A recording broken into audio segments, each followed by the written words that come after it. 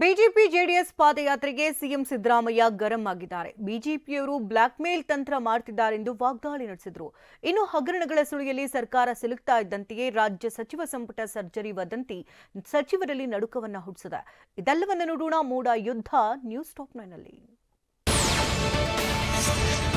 ಮೂಡ ವಿಚಾರ ಮುಂದಿಟ್ಟುಕೊಂಡು ಬಿಜೆಪಿಯವರು ಬ್ಲಾಕ್ ಮೇಲ್ ತಂತ್ರ ಮಾಡ್ತಾ ಇದ್ದಾರೆ ಅಂತ ಸಿಎಂ ಸಿದ್ದರಾಮಯ್ಯ ವಾಗ್ದಾಳಿ ನಡೆಸಿದ್ದಾರೆ. ನಿನ್ನೆ ಮೈಸೂರಲ್ಲಿ ಮಾತನಾಡಿದ ಅವರು, ಇಲ್ಲದ ಹಗರಣವನ್ನ ಬಿಜೆಪಿಯವರು ಸೃಷ್ಟಿ ಮಾಡ್ತಾ ಇದ್ದಾರೆ. ಬಿಜೆಪಿ ಯಾವತ್ತೂ ನ್ಯಾಯದ ಪರವಾಗಿಲ್ಲ. ಮೂಡ ಪ್ರಕರಣವನ್ನ ನ್ಯಾಯಾಂಗ ತನಿಖೆಗೆ ಒಪ್ಪಿಸಿದ್ದೇನೆ. ಇದಕ್ಕಿಂತ ಇನ್ನೇನ್ ಬೇಕು ಹೇಳಿ ಅಂತ ಸಿದ್ದರಾಮಯ್ಯ ಪ್ರಶ್ನಿಸಿದ್ದಾರೆ. ಈ ತರ ಬಿಜೆಪಿಯವರು ಇದಾರಲ್ಲ, ಬ್ಲಾಕ್ ಮೇಲ್ ಮಾಡೋದ್ರಲ್ಲಿ ನಿಶ್ಚೀಮರು, ಸುಳ್ಳು ಹೇಳೋದ್ರಲ್ಲಿ ನಿಶ್ಚೀಮರು. ಈಗ ನಾನು ತಪ್ಪಿಲ್ಲ, ಆದರೂ ಕೂಡ ಜನಗಳ ಮನಸ್ಸಿನಲ್ಲಿ ಅನುಮಾನ ಇರಬಾರದು ಅನ್ನೋ ಕಾರಣಕ್ಕೋಸ್ಕರ ಜುಡಿಷಿಯಲ್ ಕಮಿಷನ್ ಮಾಡಿದೆ. ಮಾಜಿ ಪ್ರಧಾನಿ ಎಚ್.ಡಿ. ದೇವೇಗೌಡರಿಗೆ ಎಷ್ಟು ಸೈಟ್ ಹೋಗಿದೆ ಗೊತ್ತಿದೆಯಾ? ಪುಟ್ಟಯ್ಯ ಸಿಐಟಿಬಿ ಅಧ್ಯಕ್ಷರಾಗಿದ್ದಾಗ ದೇವೇಗೌಡರ ಕುಟುಂಬಕ್ಕೆ ಎಷ್ಟು ಸೈಟ್ ಬರೆಸಿಕೊಟ್ಟಿದ್ದೀರಿ, ಪಟ್ಟಿ ಕೊಡ್ಲಾ ಅಂತ ಮೈಸೂರಲ್ಲಿ ಸಿಎಂ ಸಿದ್ದರಾಮಯ್ಯ ಹೇಳಿದ್ದಾರೆ. ಕುಮಾರಸ್ವಾಮಿ 40 ವರ್ಷದ ಹಿಂದೆ ಮೂಡ ಸೈಟ್ ಪಡೆದಿದ್ದಾರೆ. ಅದರ ಸ್ವಾಧೀನ ಪತ್ರವೂ ಪಡೆದುಕೊಂಡಿದ್ದಾರೆ. ಈಗ ಇಲ್ಲ ಅಂತ ಸುಳ್ಳು ಹೇಳಿದ್ರೆ ಹೇಗೆ ಅಂತ ಸಿದ್ದರಾಮಯ್ಯ ಪ್ರಶ್ನಿಸಿದ್ದಾರೆ. ಹಿಂದೆ ಪುಟ್ಟಯ್ಯ ಇರುವಾಗ ಎಷ್ಟು ಸೈಟ್ ಕೊಡಿಸಿದರು ದೇವೇಗೌಡರು? ಸಿಐಟಿಬಿ ಇದ್ದಾಗ ಎಷ್ಟು ಸೈಟ್ ಕೊಡಿಸಿದ್ದಾರೆ? ಅವ್ರ ಮನೆಯವ್ರಿಗೆ ಎಷ್ಟು ಸೈಟ್ ಹೋಗಿದ್ದಾವೆ? ಸಿಎಂ ಸಿದ್ದರಾಮಯ್ಯ ಬಡ್ಡಿ ಸಮೇತ 14 ಸೈಟ್ ತೆಗೆದುಕೊಂಡಿದ್ದಾರೆ. ಬೇರೆಯವರಿಗೆ ಇನ್ನೂ ಸೈಟ್ ಕೊಟ್ಟಿಲ್ಲ, ಆದರೆ ಸಿಎಂ ಪಡೆದಿದ್ದಾರೆ. ಮೂಡ ಅಕ್ರಮದ ಬಗ್ಗೆ ಸದನದಲ್ಲಿ ಚರ್ಚೆ ಮಾಡಲಾಗಿದೆ. ಪಲಾಯನ ಮಾಡಿದ್ದಾರೆ ಅಂತ ಪ್ರತಿಪಕ್ಷ ನಾಯಕ ಆರ್ ಅಶೋಕ್ ವಾಗ್ದಾಳಿ ನಡೆಸಿದ್ದಾರೆ. ಸಿದ್ದರಾಮಯ್ಯ ಹಿಂಬಾಲಕರು ಕೂಡ ಎಷ್ಟು ಬೇಕೋ ಅಷ್ಟು ಸೈಟ್ಗಳನ್ನ ಮಾಡಿಕೊಂಡಿದ್ದಾರೆ ಅಂತ ವಿಜಯೇಂದ್ರ ಆರೋಪಿಸಿದ್ದಾರೆ. ನನ್ನ ಜೆಡಿಎಸ್ ಅವರು ಬಂದಿದ್ರು, ಅವರು ಸಹಕಾರ ಕೊಡ್ತೀನಿ ಅಂತ ಹೇಳಿದ್ದಾರೆ. ನಾವೆಲ್ಲರೂ ಒಟ್ಟಿಗೆ ಈ ಪಾದಯಾತ್ರೆಯನ್ನು ಯಶಸ್ವಿ ಮಾಡೋ ಮುಖಾಂತರ ಸರ್ಕಾರಕ್ಕೆ ಈ ಒಂದು ಆಲ್ರೆಡಿ ವಿಕೆಟ್ ಬಿದ್ದಿದೆ, ಒಂದು ವಿಕೆಟ್ ಬಿದ್ದಿದೆ, ನಾಗೇಂದ್ರನ ವಿಕೆಟ್ ಬಿದ್ದಿದೆ, ಕುದುರೆ ಬಿದ್ದಿದೆ, ಚೆಸ್ಸಲ್ಲಿ ಕುದುರೆ ಬಿದ್ದಿದೆ, ಮಹಾರಾಜನ ಬೀಳಿಸ್ಬೇಕೀಗ. ಅದಕ್ಕೋಸ್ಕರ ಸಿದ್ದರಾಮಯ್ಯನವ್ರನ್ನೂ ಕೂಡ ರಾಜೀನಾಮೆ ಕೊಡಿಸ್ಬೇಕು. ಅದಕ್ಕೋಸ್ಕರ ನಮ್ಮ ಹೋರಾಟವನ್ನು ನಾವು ಮಾಡೋಣ.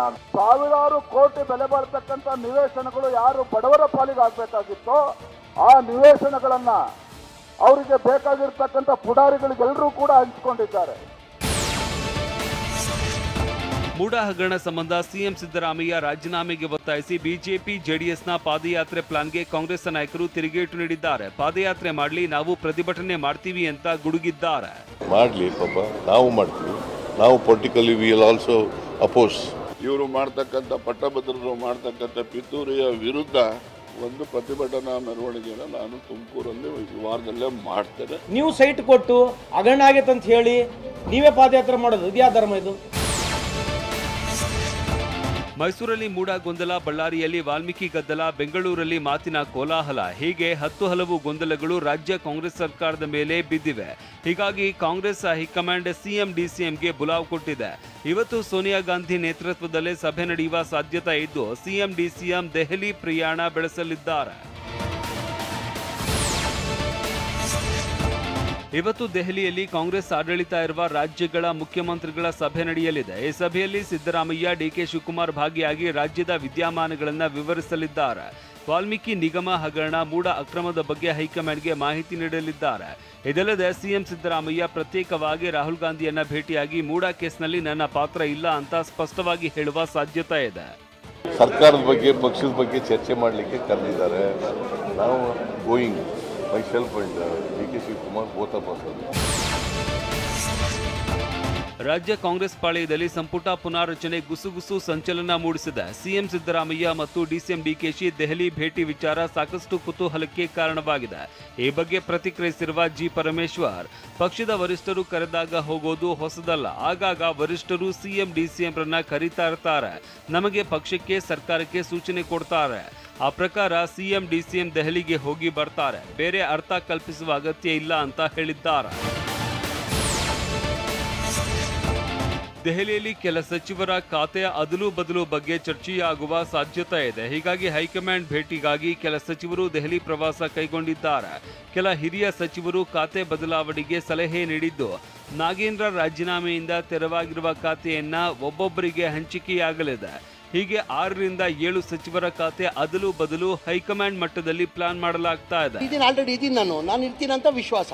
ಅದು ಹೇಳಿದೆ ನಾನು ಇರ್ತೀನಿ ಅಂತ. ನಮ್ಮ ಸರ್ಕಾರ ಇನ್ನು 4 ವರ್ಷ ಇದೆ, ಈಗ 1 ವರ್ಷ ಕಂಪ್ಲೀಟ್ ಆಗಿದೆ, ಇನ್ನು 4 ವರ್ಷ ಇರ್ತದೆ.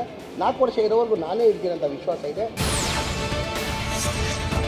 ನಿರ್ಮಲಾರನ್ನ ಕೇಂದ್ರ ಸಂಪುಟದಿಂದ ಕೈಬಿಡಬೇಕು ಅಂತ ಸಿಎಂ ಸಿದ್ದರಾಮಯ್ಯ ಒತ್ತಾಯಿಸಿದ್ದಾರೆ. ಈ ಬಗ್ಗೆ ಟ್ವೀಟ್ ಮಾಡಿರುವ ಅವರು, ಆಯವ್ಯಯದ ಲೆಕ್ಕಾಚಾರದ ಮೂಲ ಪಾಠವೇ ನಿರ್ಮಲಾಗೆ ಗೊತ್ತಿಲ್ಲ.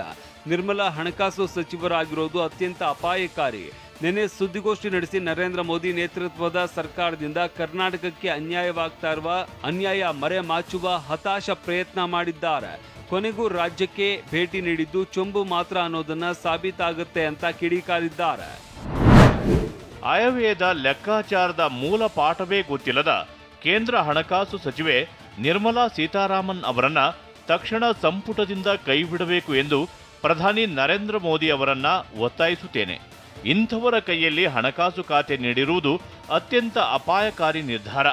ಭಾನುವಾರದ ಪತ್ರಿಕಾಗೋಷ್ಠಿಯಲ್ಲಿ ಕೇಂದ್ರದ ಬಿಜೆಪಿ ಸರ್ಕಾರದಿಂದ ಕರ್ನಾಟಕಕ್ಕೆ ಆಗುತ್ತಿರುವ ಅನ್ಯಾಯವನ್ನ ಮರೆಮಾಚುವ ಹತಾಶ ಪ್ರಯತ್ನ ಮಾಡಿರುವ ಹಣಕಾಸು ಸಚಿವೆ ನಿರ್ಮಲಾ ಸೀತಾರಾಮನ್ ಅವರು ತಾವೇ ಹೆಣದ ಬಲೆಯಲ್ಲಿ ಸಿಕ್ಕಿ ಹಾಕಿಕೊಂಡಿರುವುದು ದುರಂತ.